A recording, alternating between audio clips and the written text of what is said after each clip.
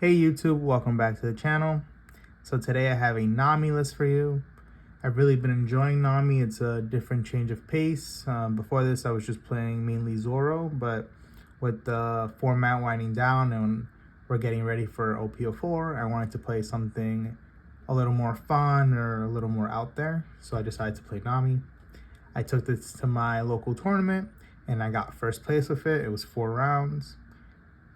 And I went 4-0. I played against 2 Karakuri, a Whitebeard, and a Zoro. And overall, I was really happy with the performance of the deck, and I really enjoyed how I played it. I really feel like Nami is a deck that if you play very, very well and concise, it can be very rewarding. And with that, let's start the deck profile. So the very first card is just for Kaina. This is the best card in the deck. It just helps you cycle. It only costs 1. A lot of times you'll just keep looping Kainas. So there's times where you just have the 1 Kaina and you just keep returning it back to the hand, either with Zev or other events. And you should be able to see most of, if not all of these throughout the game. Whenever you mill a Kaina, it definitely hurts, but as long as you manage your resources well, you should be okay, even with just 1 at the very beginning of the game. But also just remember that you don't want to play this very early onto the board. Number 1, because your opponent will destroy it and then you can't bounce it back. And then number 2, because at the beginning of the game, you have very little cards. So you want to make sure that when you're playing Kaina, you're getting rid of cards that you actually don't want in your hand. You don't just want to use Kaina as a mill too early on, because if you do that, then it's just a -1. You lose a card in your hand. Next, we have for Zev. Zev is the other character that we play. Most Nami lists will play 4 and 4. It's just one of the best cards for Nami. It mills 2 on play. If it ever damages your opponent, it'll mill 7 cards, and then just being able to either bounce your Kaina or bounce your other characters, and then or bounce your opponent's characters if they're playing a little more aggressively, or if they're playing on curve and you're able to bounce a 3-drop. Sometimes you'll bounce a 1-drop or 2-drop in the Zoro matchup, but it doesn't feel great just because they do get an additional card.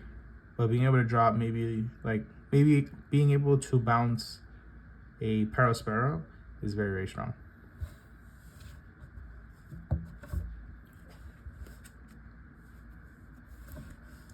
Next we have for Buggy.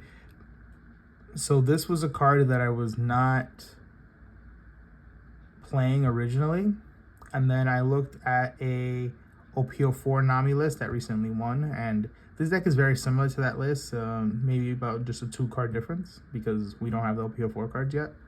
But Buggy was in that list, and I didn't quite understand why, but as I played, Buggy is one of the best cards early game, and it makes the deck very, very hard to pilot, but also this is what helps the deck win. So just being able to play Buggy and then rearrange the top 4 cards of your deck, and then instead of bouncing Kaina and replaying Kaina, you just keep bouncy Buggy and replaying Buggy. So essentially you're able to stack the bottom cards of your deck, and there have been times where I've played 4 Buggy within a game, and I've stacked the bottom 16 cards in my deck, and I know that I have either Kaina is the 8th from the bottom, I have a Sanji's Pilaf 12 into 2 events, and that helps you really snowball towards the end of the game. So this is a great card. Definitely one of the best cards to see early game. Then, so the targets for Buggy, first we have for the Bones, number 1. We'll go over his targets a little later. For Deathwink, for Brickfist, and for All-Stars. So Buggy has 16 targets. All-Stars is just the card that it has a great trigger, just being able to draw 2 cards. It doesn't do anything else, but in this deck you draw and discard so much that you're okay with having these deck cards in hand because of how good the trigger is. It's also a target for Debones, but realistically, you're never gonna add the spot.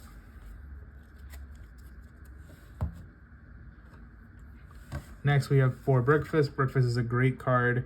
It lets us bounce a 4 cost or less to our opponent, to a player's hand. So sometimes against Karakuri or Whitebeard, you'll be able to bounce a 4-drop and you essentially skip their last turn.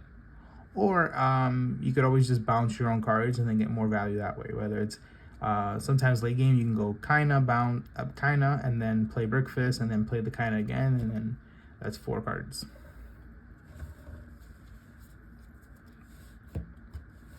For Deathlink, this card is something again that I didn't consider until I saw that OP04 list. Before, I was only playing about 1, and mainly because of the trigger, because you always have so many cards in your hand. But as I played this, I really started to consider that now you're able to become greedier with your discards. So one of the main discards in this deck is Gavel, and since you play number 1, you can just keep adding back Gavel. And it doesn't hurt to discard of Gavel because you have Deathlink, being able to draw, basically stop an attack and draw 2 cards. Because if your opponent starts swinging 10, well, if they're swinging 9s, which is the usual number, this just stops the attack. So they have to swing 11. And then sometimes you'll just take the attack if they're willing to swing 11, because then their next few attacks are much weaker. But yeah, I essentially just like Deathlink because you can be greedier with guarding because you get so many cards.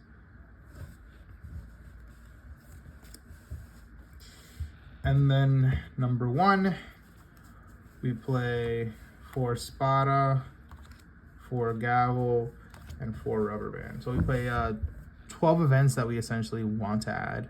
Rubber Band just being able to mill 1 and stop, and it's 2k is very strong. It's always live, just because when it comes to something like Gavel, you need a card in your hand.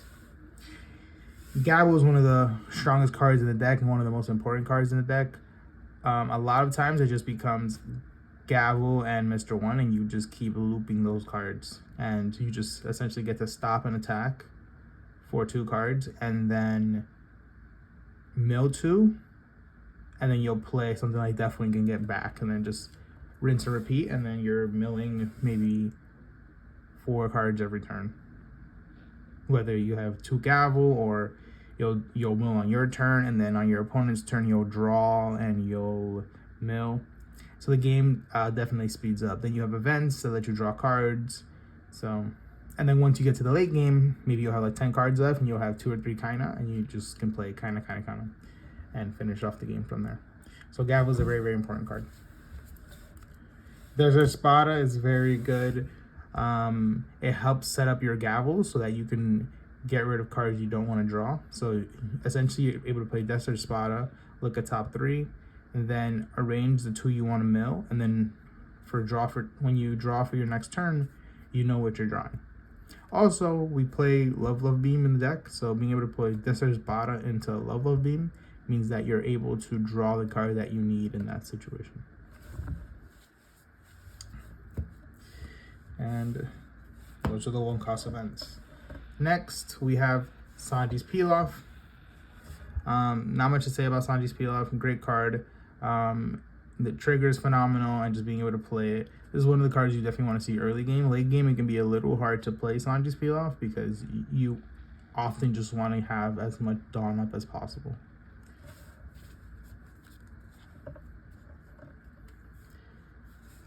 Love Beam. Just a great card. It lets you dig 1 card deeper, and it stops an attack.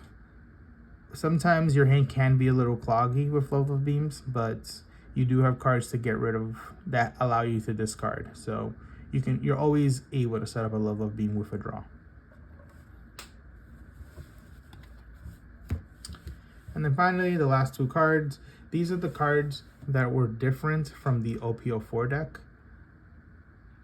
They were playing a card that we don't quite have yet, but I substituted these with Overheat. Overheat was a great card. Just the fact that it has a trigger to bounce a card back to the hand, and then that it can, you have tons of 1-drops. You have 12 1-drops that you play. So just being able to bounce any of those cards back to your hand after you stop an attack, or against more aggressive decks, you can bounce another attacker, like the Zora matchup, or even against yellow if they have Paraspero, like multiple Paraspero, or if they misorder their attacks and they leave a Paraspero active, being able to bounce a Paraspero. Just overall, just a great card, and I was very happy with the performance of the card. And that's the deck profile. Overall, I would definitely try this deck. I did like how it performed. When it comes to changes that I might make with the deck, it's hard to say. Sometimes Zev felt a little weak, just felt too slow to play, but I can't consider even cutting it just because it is such a strong card. I could consider maybe cutting this down. Like, I liked seeing it, but sometimes they were just stronger events, because yes, it does allow you to, it gives you a play for next turn. It can sometimes just not be that great early game. Like, sometimes I just want cards to allow me to get deeper into my deck. Because the problem with this deck is that at the beginning of the game, if you don't see tons of cards to let you mill or let you draw, let you stack your deck, by the end of the game, it doesn't matter how many cards you have in your hand, you're not going to be able to win just because you're too far behind. If your opponent has a big mom on the board, and you have like 3 health, and you still have about 25 cards or 20 cards left in your deck, it's just not possible to win. So the early game definitely needs to either A, allow you to snowball, or B, you need some late game tools that can help you survive. So some cards that I'm considering would be the Nojiko and the Boldy.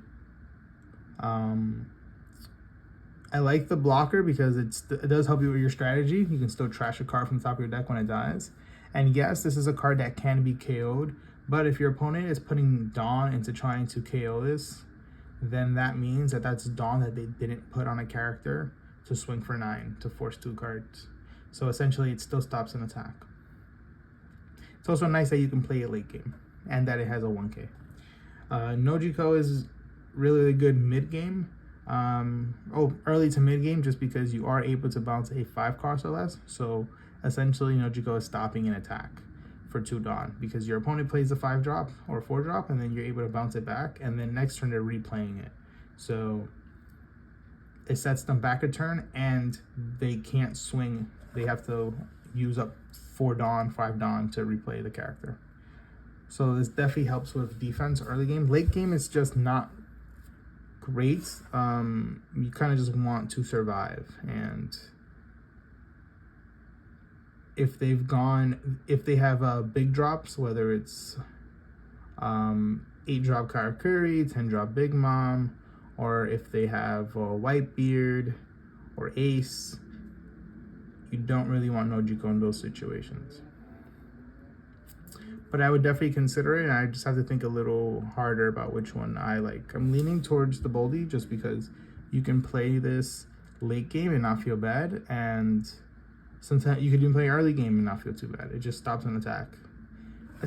Especially when your opponent has to swing 9 for an event, and then to play around an event, and then you can just block. Or if they swing 7, then you just play the event. So I very much like this card. So when it comes to Nami, I definitely feel like it's a deck that is slept on. I don't quite think it's a tier 1 deck, but I do feel like it is a nice, fun choice to switch up the meta. There isn't much time till OP04, but if you do want a fun deck for the next week or 2, then I would definitely give it a try. And even going into OP04, Blue is getting a lot of new tools, so if you do want to play something different, it is something you can consider. And as always, if you've made it this long into the video, please consider like, commenting, and subscribing. Thank you for watching.